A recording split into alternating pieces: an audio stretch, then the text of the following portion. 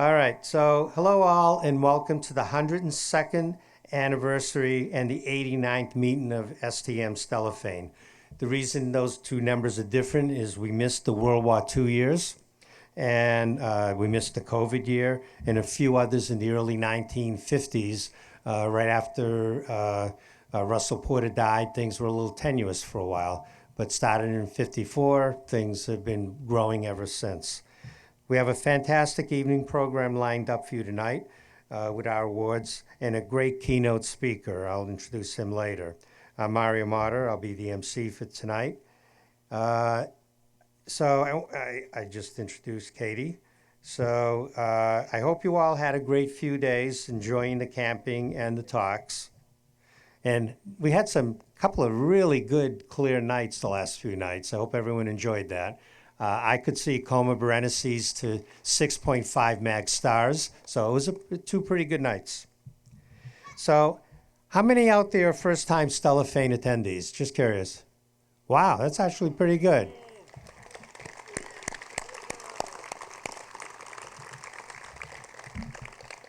I hope you come back.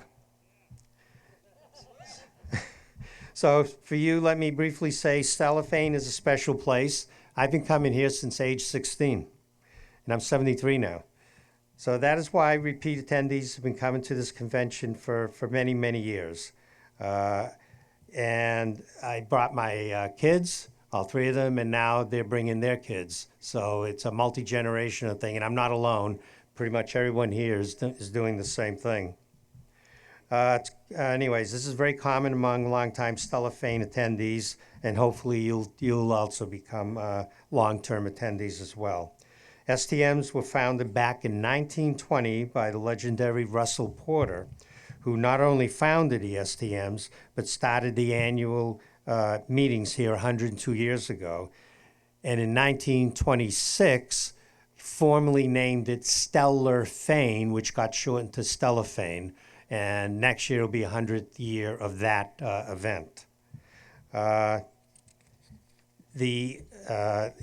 in 1930, Porter was recruited by Caltech to help design and build the famous 200-inch telescope on Mount Palomar, but he came back yearly for the conventions and is kind of the guiding spirit of this place. Now, I understand we have a new attendee in the audience, Peter Michaud, who's followed in the footsteps of our founder, Russell Porter. Is he in the audience? Stand up. There he is. The reason I single him out, just like Russell Porter, he came from here, left, and left New Hampshire for Hawaii to work on the Gemini North telescope and was lead engineer there for many years. He started right here at Stellafane many years ago and has returned home, and we welcome you back.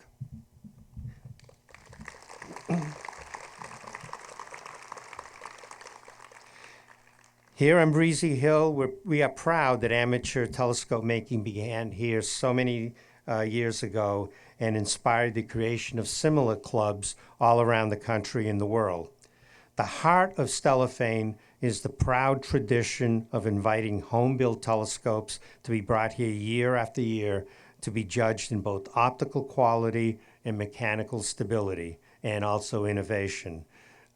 Many companies, such as Nagler, started by coming here first.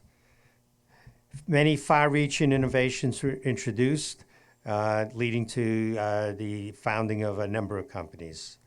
So this year's theme is the youth of astronomy, the enthusiastic next generation. And it's really gratifying to see so many teens and young people here.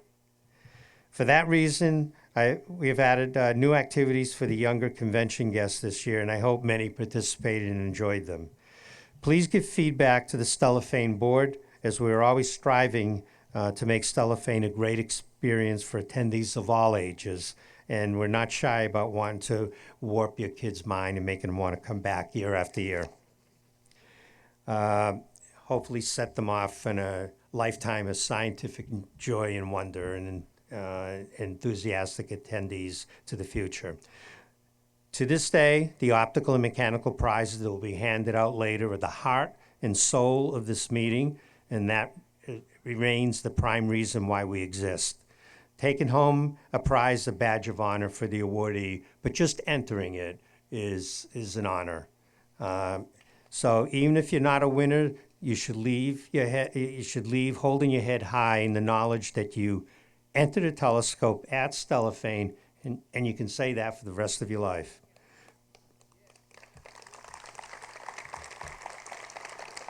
We thank you for entering your creation and continuing this fine tradition and keeping Russell Porter's vision for amateur astronomy alive. Now, let me introduce our president, Cecilia Dietrich, who's going to give some thoughts.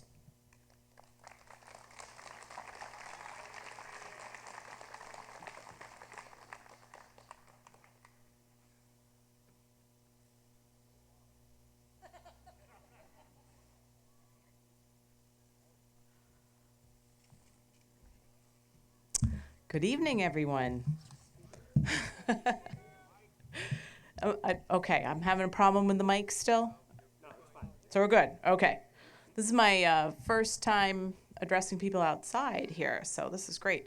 To seasoned astronomers and novices alike, welcome to the 89th Stellafane Convention.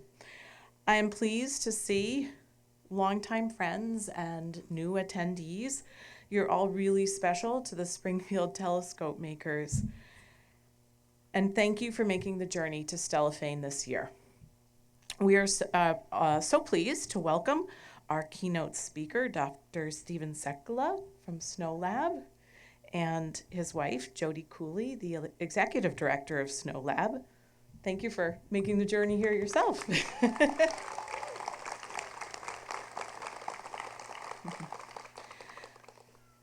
Stephen, thank you for sharing your research on the basic nature of the universe with us this weekend. I'm looking forward to your talk later. Before I continue with the rest of what I wanted to say, I would like to honor Al Nagler with something that some of you might know about already, but many of you don't. Am I able to take this mic with me? Okay, great. Okay. Oh, how do I do that? Hold it up. It's. Okay, I got it. Okay. I'm going to come up to you, Uncle Al. All right. Would one of you like to help me with this here? Okay. All right, great. Thank you. Where'd you go? Oh, there he is.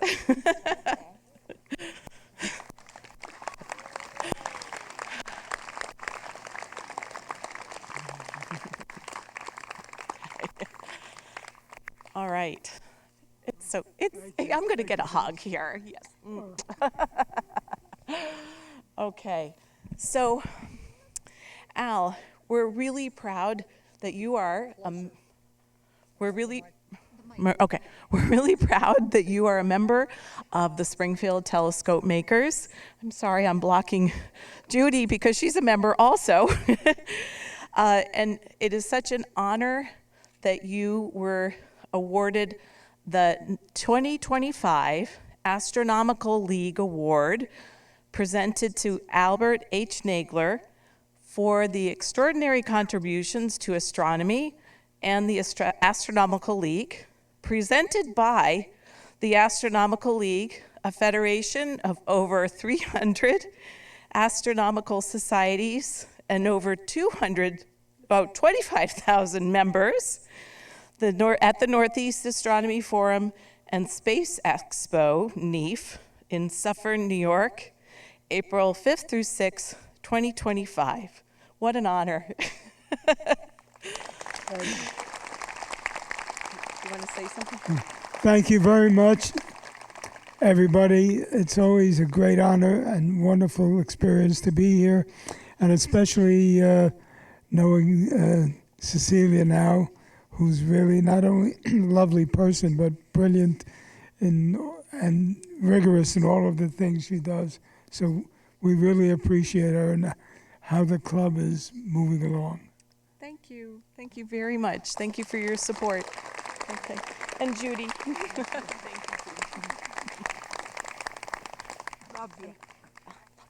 Thank you. Okay. Yeah, thank you. Happy Saturday.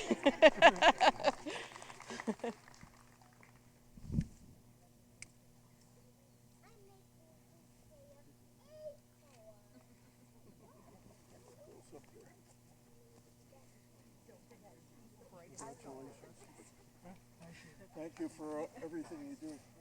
Hold on to this and I'll someone bring up the folder. Okay. Okay. Okay. I got out of breath running up here. I don't know how the kids did it. Thank you.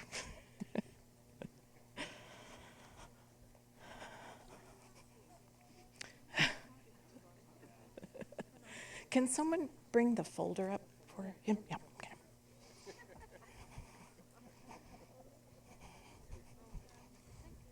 Yeah, in the bag. Yeah, okay. Okay. Can I get this back in? Okay, there we go. Yeah, happy Saturn Day. Did you guys all buy your Saturn Day merchandise from our t-shirt booth and on the online Printify Friends shop? Natalie Dodson has taken over the t-shirt designs, and she's done an excellent job. And I don't see, is Gary Sislak in here? He's around somewhere. I want to thank him for all the years of running our merchandise shops, our t-shirts. He's, designed some amazing things over the years, but now we've got Natalie and products like Saturn Day, and let me tell you about my aperture. Okay. On to what I actually wrote here. So I'd like to also recognize all of this weekend's speakers and presenters. We are grateful for your generosity and ingenuity.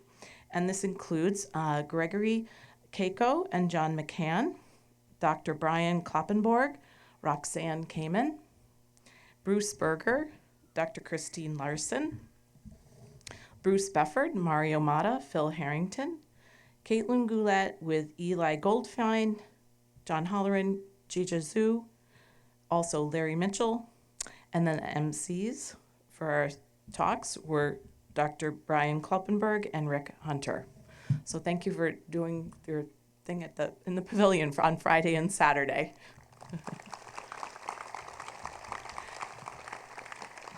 And I want to thank all of the presenters and speakers throughout this wonderful convention. As Mario said, we've added some more activities, and that takes a lot of people to help us do all those fun new things, and people from outside the club.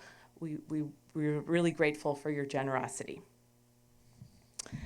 Speaking of that, how many of you here earned an Observing Olympic pin or two this year? Just raise your hand. All right. That is a challenge. I'd like to say let's all thank Larry Mitchell, Phil Harrington, and STM member Eileen Myers for this annual Observing Challenge. What a wonderful tradition they have established for us. Russell Porter, I think, would be very pleased. The mission of the Springfield Telescope Makers is to stimulate interest in astronomy and allied sciences by preserving and fostering the art or skill of amateur telescope making. We know that the future of amateur telescope making is right here, sitting right here in this amphitheater. Young astronomers, our young astronomers. We dedicate this convention to the youth of astronomy, the enthusiastic next generation. And I would like to introduce you all to the younger members of the Springfield Telescope Makers that are present tonight. And I'm just going to ask you guys to stand up so you can be recognized. So that would be Eli and Megan and Dominic and John and Danny and Samantha and Katie. I think, did I miss anyone? I don't think so. Danny, you're not standing up. You're younger. Okay.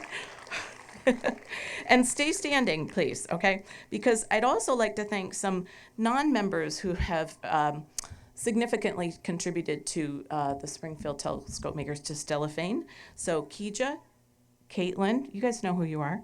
Gija, Caitlin, Catherine, and Ben. Ben, who's the friend of John Holleran. He went home. Oh, okay.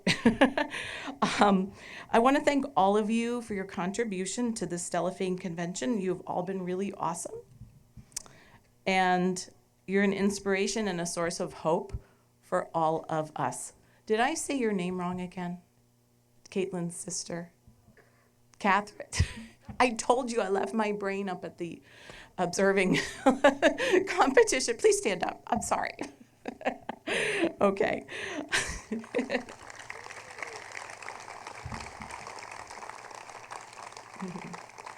So you are indeed the future of Stellafane, and I'm confident. I want everybody to listen to this because I am confident that you are seeing at least one future STM president. At least one. Okay, you guys can sit down now. And I was really thrilled to see so many younger astronomers this weekend, and we hope that you have been inspired by something you've seen or done this weekend. And to anyone who has been inspired, no matter your age, we do hope to see you back here next year, but even more, we hope to see you sooner than next year. I invite you all to consider becoming a member of the Springfield Telescope Makers. I'm often asked about this process. We're often asked about this process, as our organization has some unusual membership requirements. A Springfield Telescope Maker has several important qualities. First, they have demonstrated a strong interest in supporting our mission and through direct, regular involvement in club activities. This means we'll see you here quite often at Stellafane throughout the year. Second, a telescope maker must earn the name. Every full member has completed a telescope optic. This is something anyone can do, and it's a core part of our mission. So to help you do this. I often hear people think our club is exclusive or that the membership requirements are beyond their capabilities.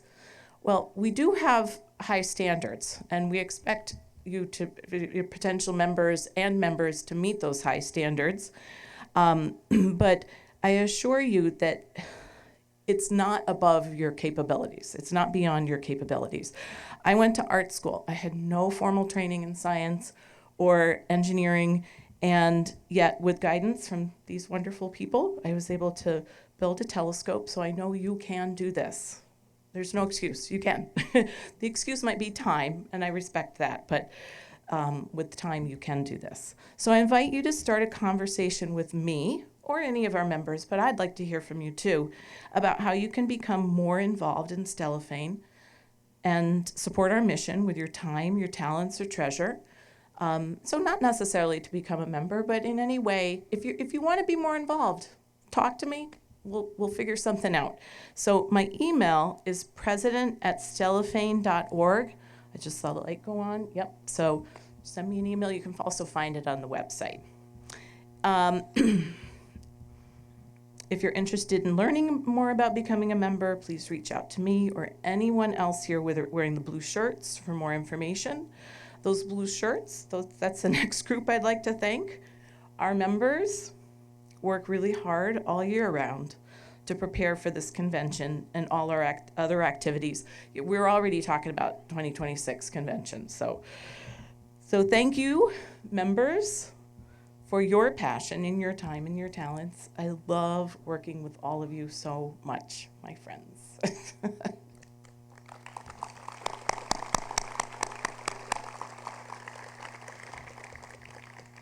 Among those members, some of them have been working almost 24/7 to prepare for this convention since mud season or even before.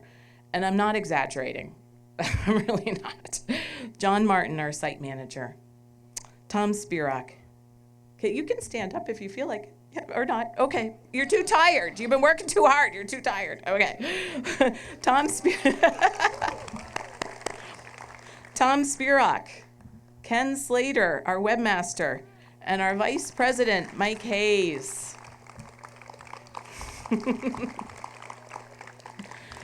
Thank you, all of you, and I know that all of you are working hard, and I know that, and I know you're not always here, but you're doing it at home, and I see that, and I appreciate it. Thank you. Fueling all these hard workers is an undertaking of its own. Sherry and Ray Wilder carry on a long tradition of club cooks before them. And I know Megan, their daughter, helps out, and Cheryl Bruning. So thank you. It's a family affair here. But this tradition is a history it's a history that is as old as the club itself. And we all thank you for your delicious meals. All right, we are an organization that values our history very much. We're very pleased that you're joining us in the middle of a decade of centennial celebrations.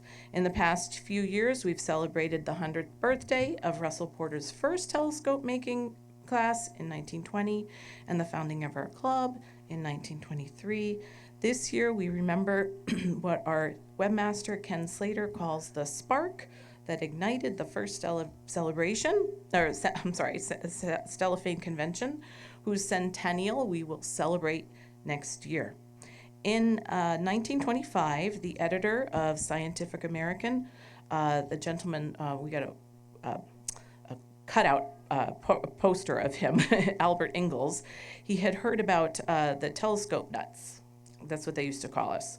The telescope nuts, making telescopes in Springfield. We still are telescope nuts in Springfield, Vermont, and came to see for himself what was happening. And the article he wrote inspired future articles about amateur telescope making.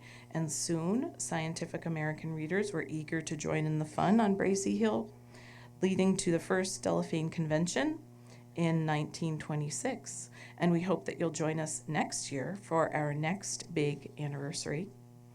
As we leap into our second century, we want to honor two groups of very special people: our convention attendees and our membership. I forgot to bring my little poster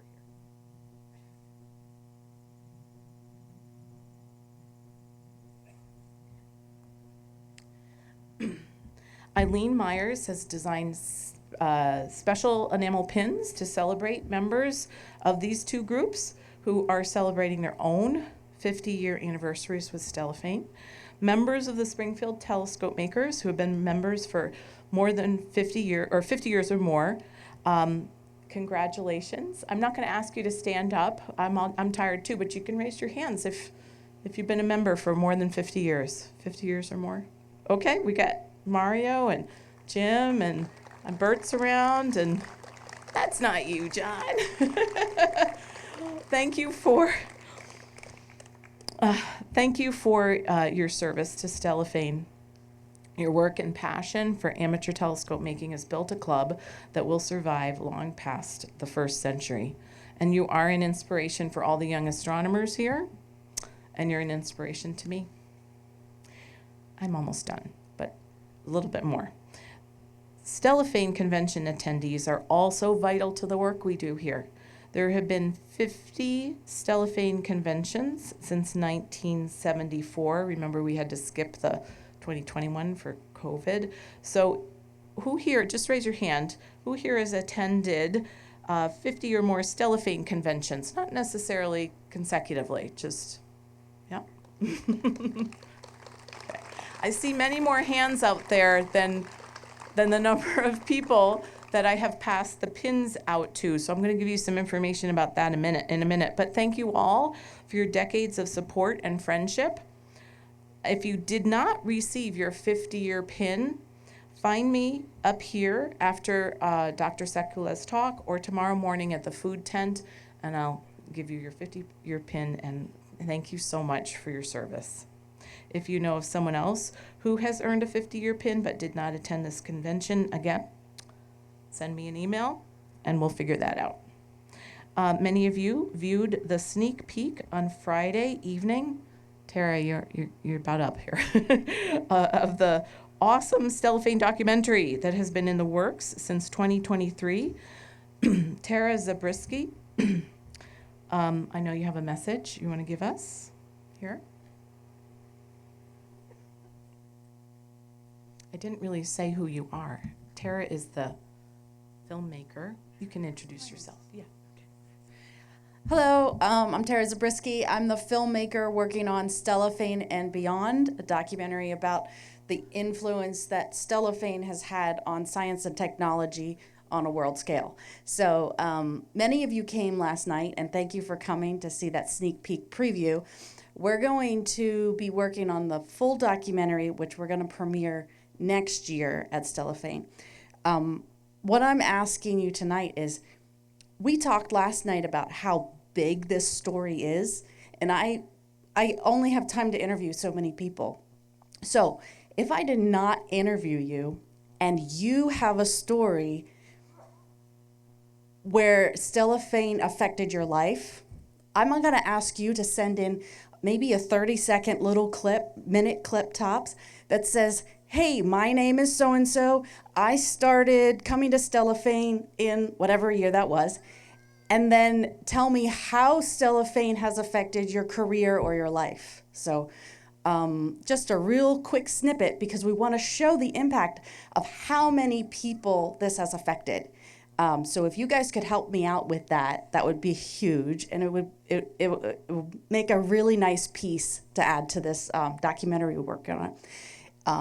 If you want to do that, what I'm going to ask you to do is send it to Ken, the webmaster, and he'll send it on to me. So that would be webmaster@stellafane.org. All right? And he'll also be posting a bit on the website, just so that we have all the details if you can't think of this when you go home tonight or tomorrow. All right, thank you all very much. I'll hand it back to Cecilia.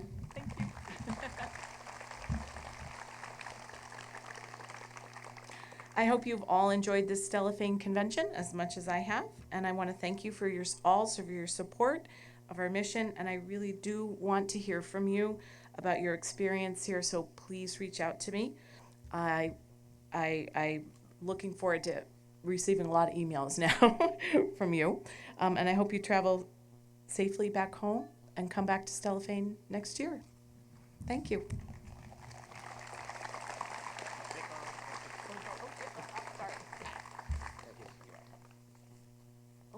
Yeah. Oh, I'm taking all his papers. Oh no, I'm sorry. Is that okay? Yeah. Yep. Okay. Thank you. All right. Let's give a hand to Cecilia, our president, who proud to have your leadership. Now let me introduce Mike Hayes, our vice president, who will give a few words about plans for next year, the 100th anniversary of the officially named Stellafane meeting in 1926. Hey, thank you, Mario.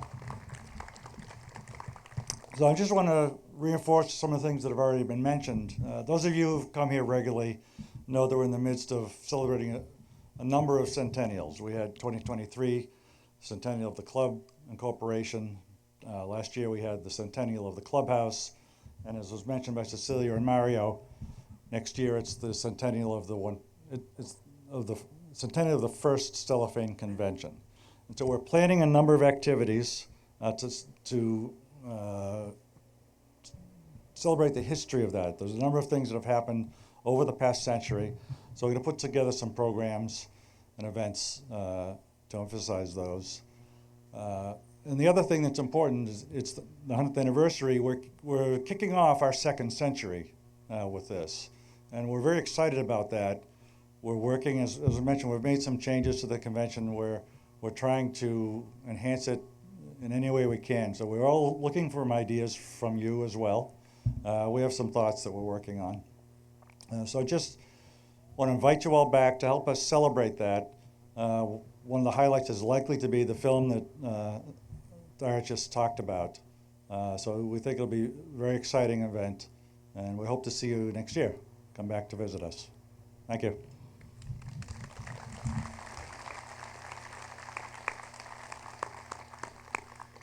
Thank you, Michael.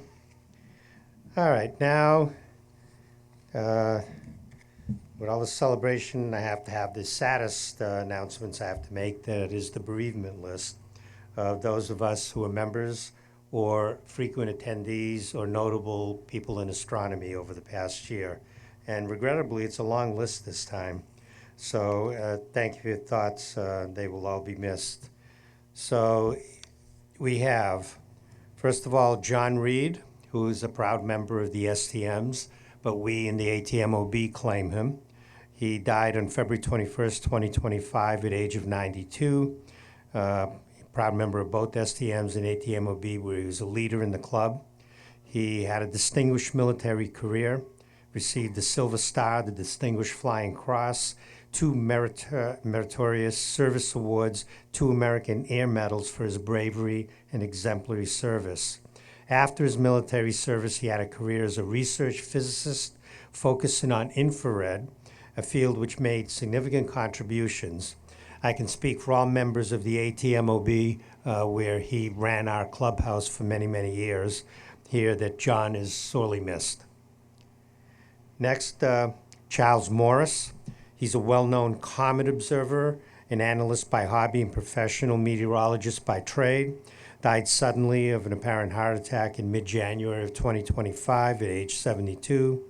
Charles developed the so-called Morris, or modified out-out method of defocusing stars to compare with the brightness of comets with their extended coma.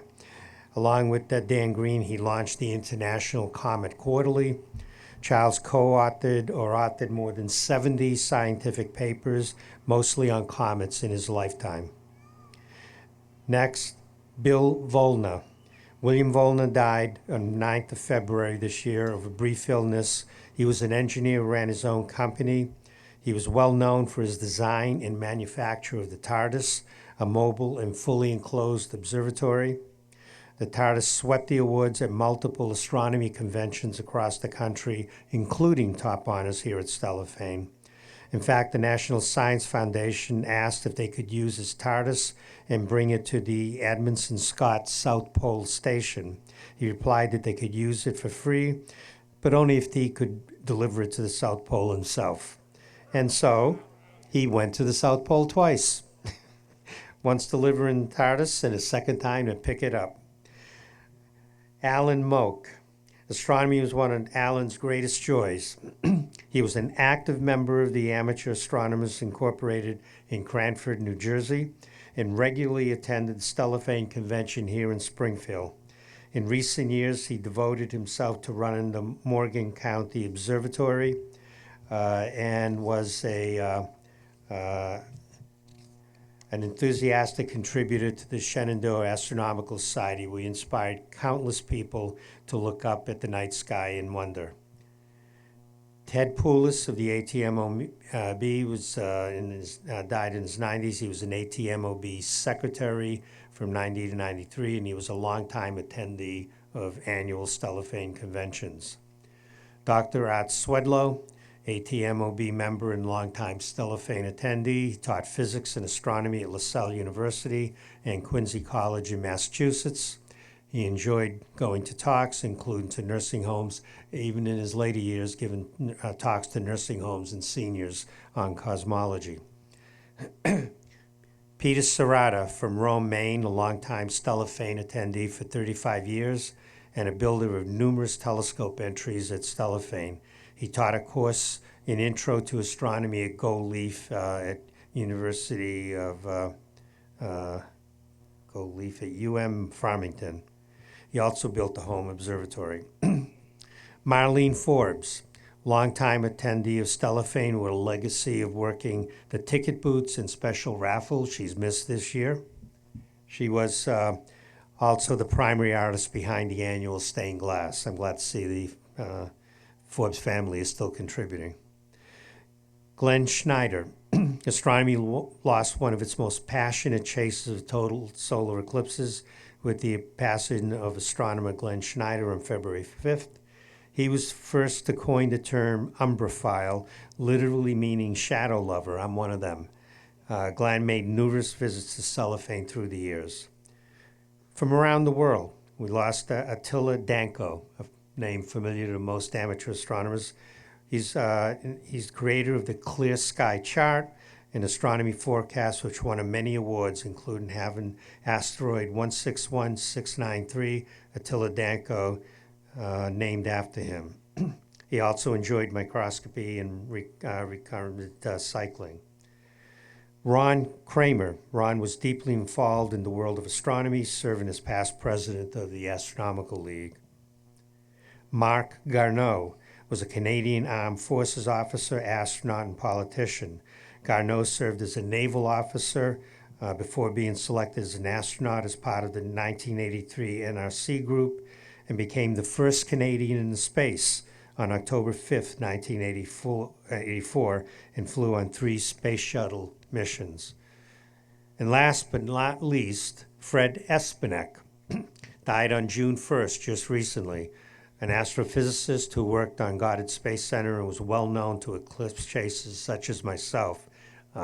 He provided NASA's eclipse bulletin starting in 1978. That's the year I graduated medical school. I got it that year, and I handed it to my wife and said, "This is our vacation schedule for the next 50 years." She bought it. It was okay. He was the author of several canonical works on eclipse predictions, such as the 50-year canon of solar eclipses, the 50-year canon of lunar eclipses, both of which are standard references on eclipses, and again, were my main eclipse references throughout my life, and I'm sure many people here. He also published the 5 Millennium Canon of Solar Eclipses in 2006, which I also have, which covers all the solar eclipses, partial, total, annual, or hybrid, from 2000 BC to 3000 CE. Unbelievable. It's quite a work. If you need to know the age of any eclipse, that's the reference to get. An incredible work and reference publication. He will be sorely missed in upcoming eclipse expeditions. So let's have a moment of silence for these people we've lost. Thank you.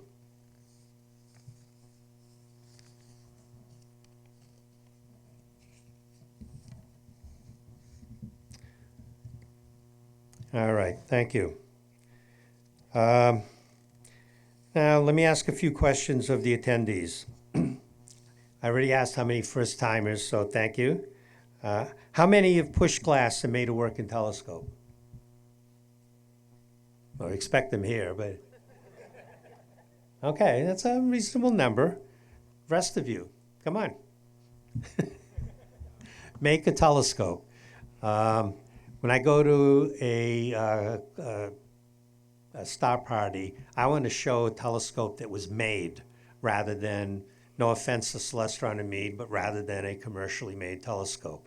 It always asks questions, and it gets people intrigued, and it gets them more interested in the sky, knowing you can make a fine instrument that you can actually use for scientific endeavors.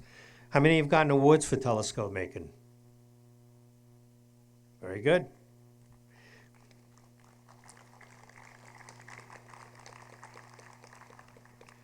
Who has multi-generational family attendees? I'm happy to say I got 3. There's me, my son, his family, and 3 kids. And I know a lot of people here have multi-generational families. It becomes addictive.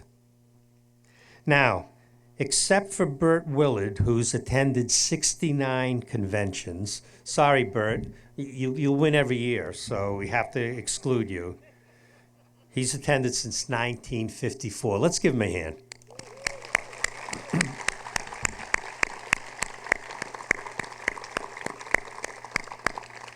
How many have attended more than 60 Stellafanes? Stand up.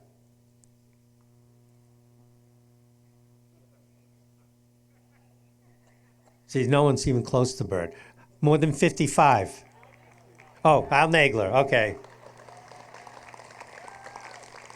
More than 55? Stand up.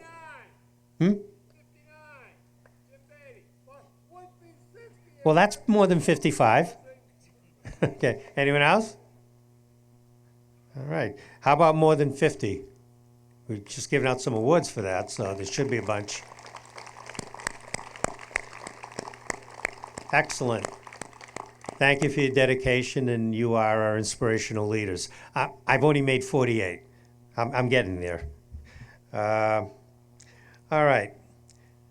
Now, Who's come the furthest?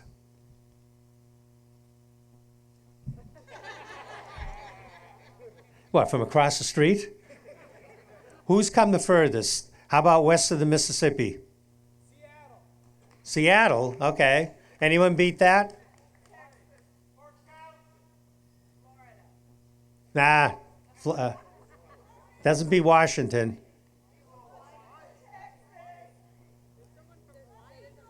Hawaii? Okay, so I think Hawaii wins unless there's someone from the Far East, or can we give them a T-shirt?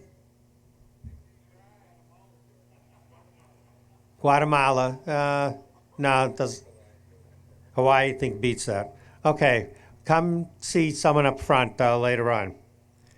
All right, who's the youngest here?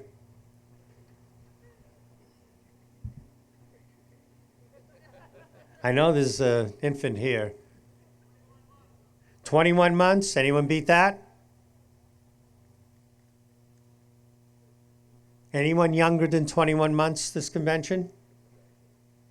Wow, in the past we've had 3-month-olds. All right, so we need to give them a T-shirt. So come down and talk to Katie. You take names? Okay, over there. Who's the oldest? 87. Anyone beat that? I think Mario Antonucci wins at 87. What was it? 91. Never mind. That wins. Anyone older than 91? Okay, don't come running down. Can someone get that name and we'll... Okay. Wait, so it's youngest? Youngest and 91-year-old back there. Okay. And through this. All right. Now, here's something dear to my heart. How many are doing outreach to attract people to astronomy? Oh, bless your heart. Thank you. It's up to you to inspire younger crowds. Go to schools, go to community centers, talk about astronomy. You will change some hearts and quite possibly set someone off onto a lifetime of science. Much better than being a politician. Okay, she's going to give you a sticker for the 91-year-old. Stand up in the child. And the Hawaii, which was on this side. All right. Who's promoted dark skies in your community? Thank you. Thank you very much. This is an ongoing battle. Not enough people are doing that. Okay? If you don't speak up, it only takes one person to be vociferous in your local community to have City Hall notice. Okay? I deal with politicians all the time in my role as AMA trustee and et cetera, or Mass Medical Society. And all the politicians say, if they get 1 or 2 letters about something, that's a landslide because very few people even bother. So speak up. Make it known to them that you care about the subject. All right. And let's have, let me just say now some safety rules for the evening before we get on to the rest of the program and it gets dark. When you leave, well, I don't think there's any observing tonight, so it's probably okay to use headlights tonight. Would everyone agree? Okay. So, but just the same, be careful in the dark.